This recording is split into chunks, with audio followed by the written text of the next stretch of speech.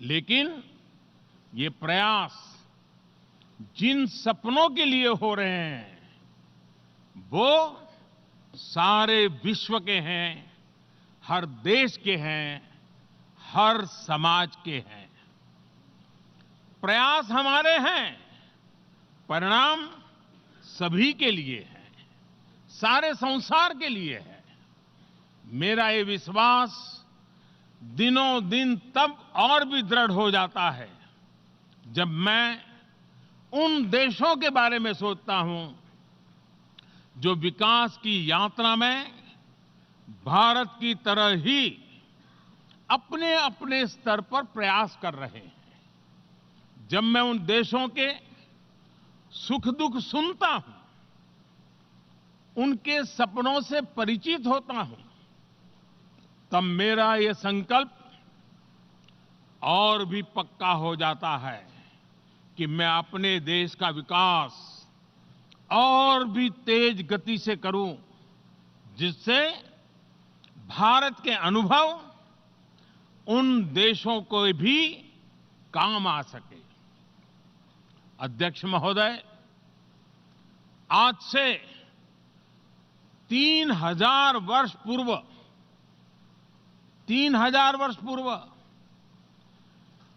भारत के महान कवि कणियन पुंगुन ड्रनार, उन्होंने विश्व की प्राचीनतम भाषा तमिल में कहा था, यादम उरे यावरुम केडीर, यानी हम सभी स्थानों के लिए अपनेपन का भाव रखते हैं और सभी लोग हमारे अपने हैं।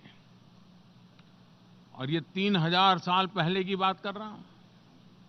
देश की सीमाओं से परे अपनत्व की यही भावना भारत भूमि की विशेषता है।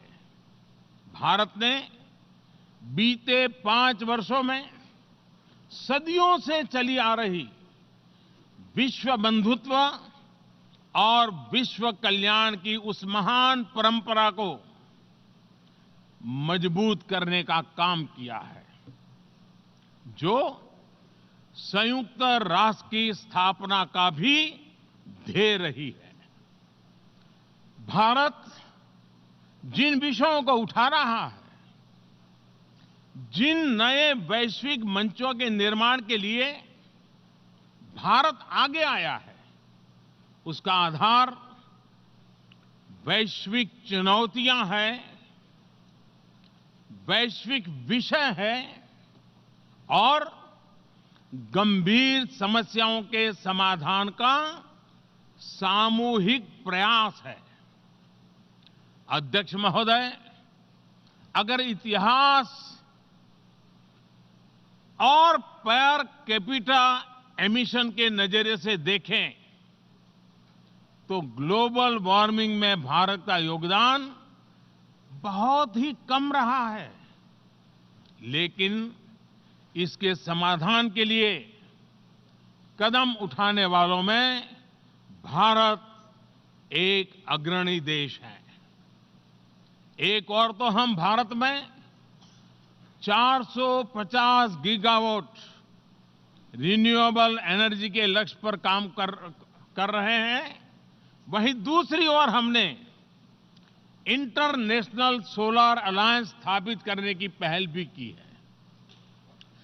ग्लोबल वार्मिंग का एक प्रभाव ये भी है कि नेचुरल डिजास्टर्स की संख्या और उनकी तीव्रता तो बढ़ती ही जा रही है, उनका दायरा और उनके नए नए स्वरूप भी सामने आ रहे हैं।